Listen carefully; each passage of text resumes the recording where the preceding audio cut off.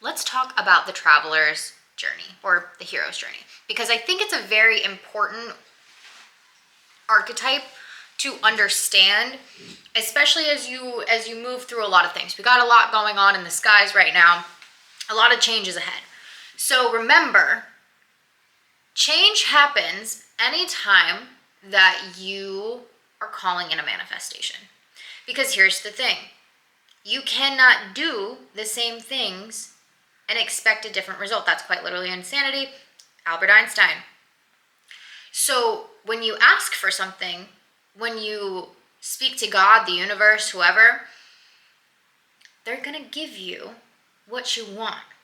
However, there is a lesson tied to it.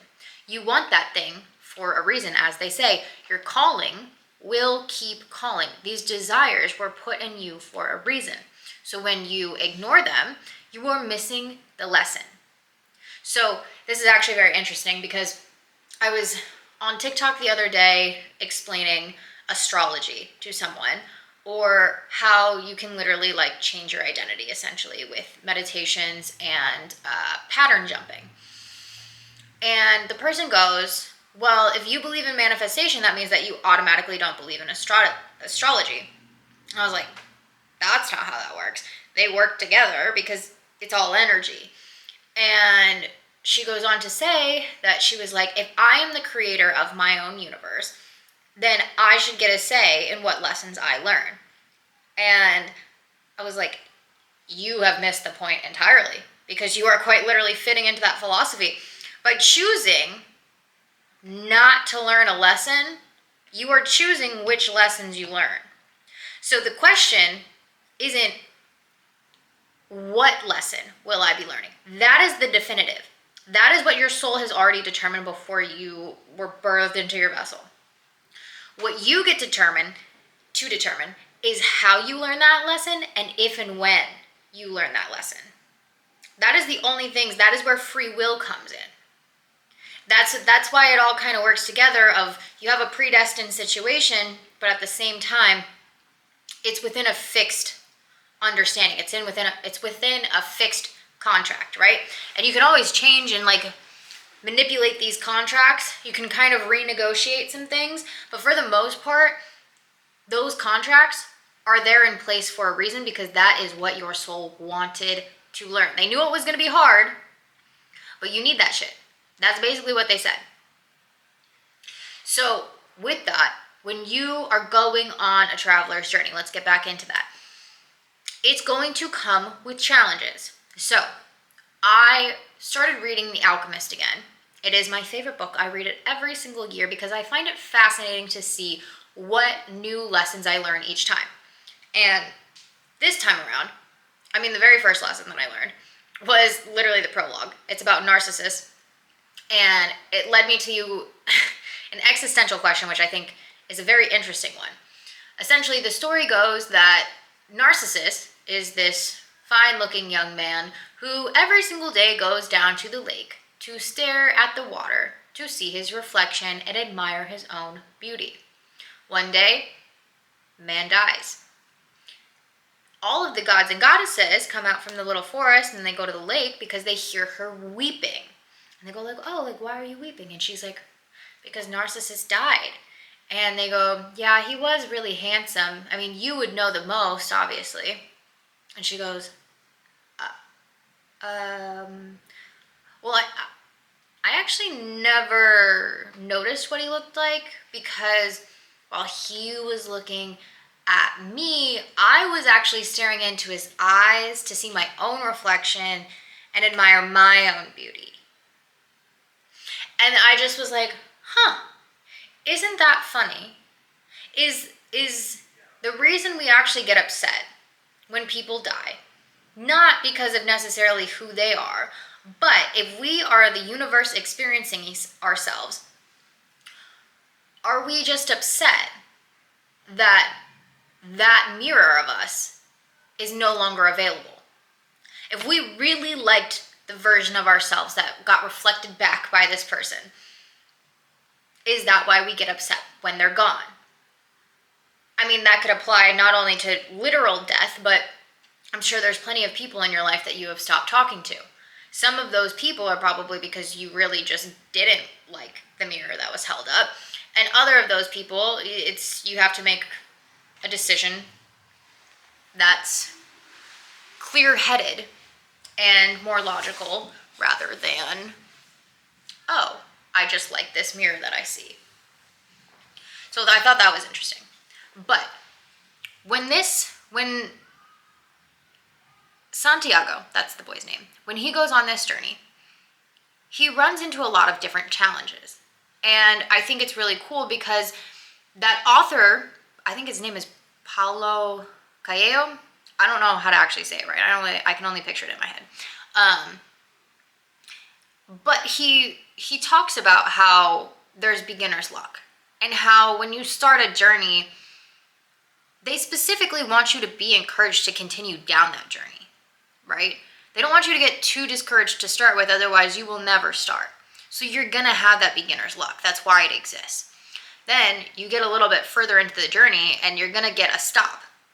Because immediately, if everything is so easy, what lesson is there to be learned? None.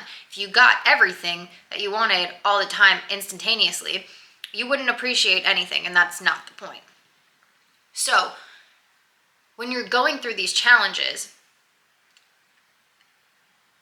I think it's significantly easier to look at it from an alchemist perspective. Because what is alchemy? It's transferring something into another thing. It's transmutation. It's transformation. So when you're thinking about things, the greatest solution makers,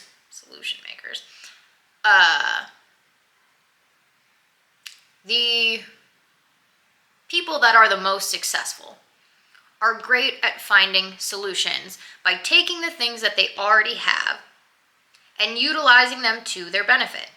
It is an art form.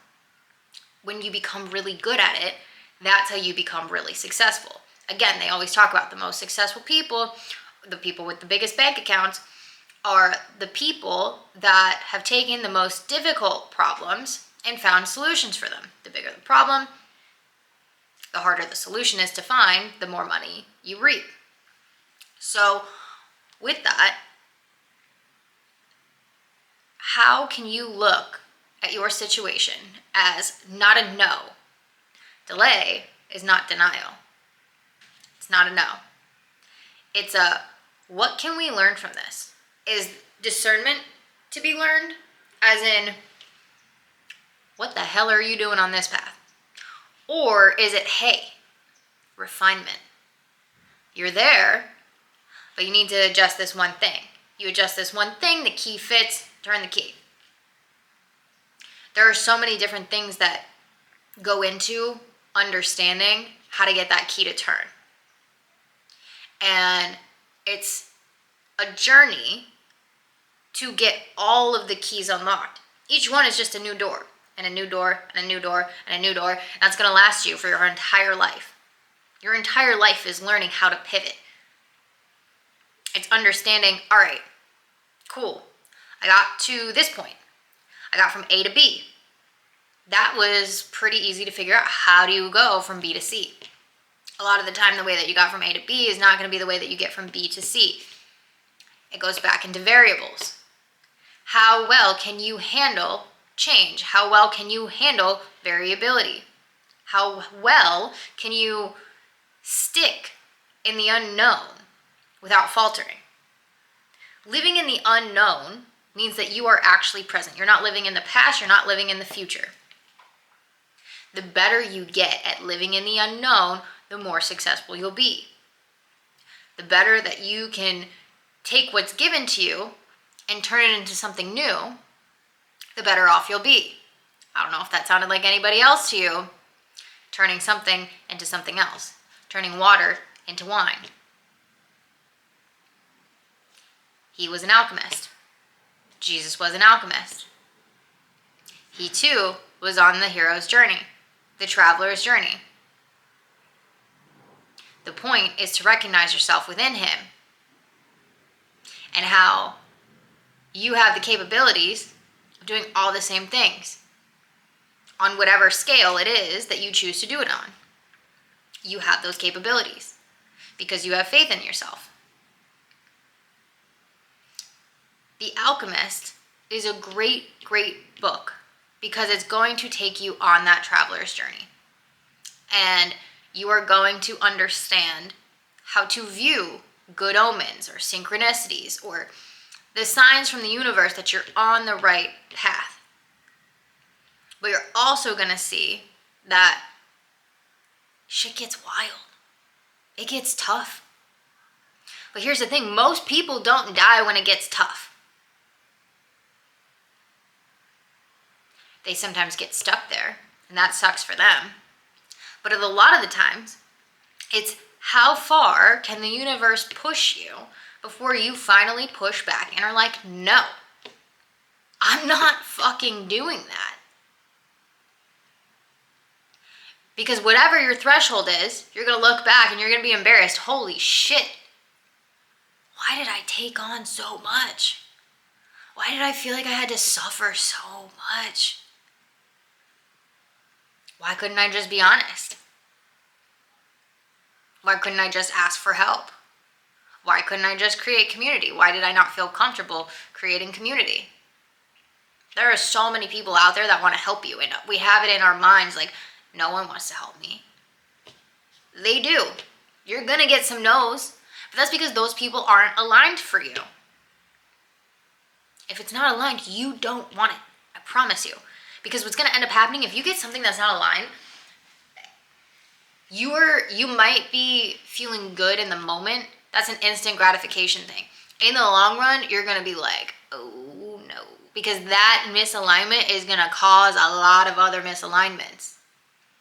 And that's how you're going to keep drawing misalignments into your life until you finally discern, oh, that's not what I want. That's not what I want.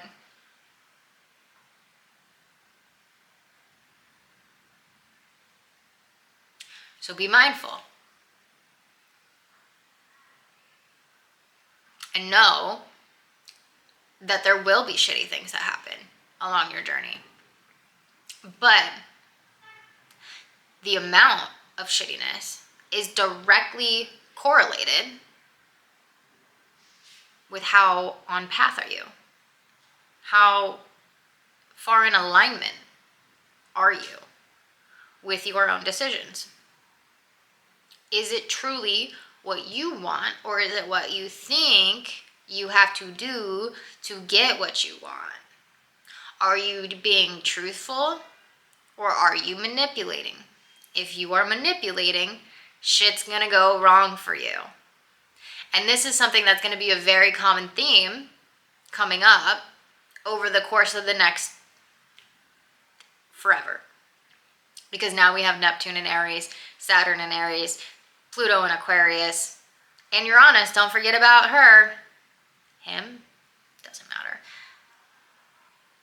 They're moving into Gemini in April. That's 4 generational planets all moving within a year of each other. If you do not understand how big of a deal that is, considering 2 of them are within the same month, Pluto takes 19 years in a sign. Neptune takes 14. Saturn takes 2.5 to 3. Uranus takes like 6 to 7. None of those are around each other. The fact that they're all moving signs that closely, big shifts, big changes. And 2 of them being in Aries, the beginning of the zodiac, we're closing shit out. Neptune moving in to Aries, that takes 175 years, roughly, for Neptune to move all the way around. That's huge. That's huge. We're starting a full new 175-year period, and you don't think that something massive is going to come with that? You don't think huge changes, especially with the planet of illusions? You should really look into astrology if you're not really into it right now. It's going to tell you so much. It's going to tell you so much. It's reading energy. Ugh, I love energy. Anyways, if you haven't read The Alchemist, and you are kind of starting a spiritual journey, Honestly, even if you're not starting a spiritual journey, it's still a great book. You might not like it as much. It doesn't really throw it in your face, but it's a cute little story. It's a lovely story. Like I said, I read it every single year. I think this is my 4th year reading it. 3rd, 4th. I don't remember. Either way, it's been a few years.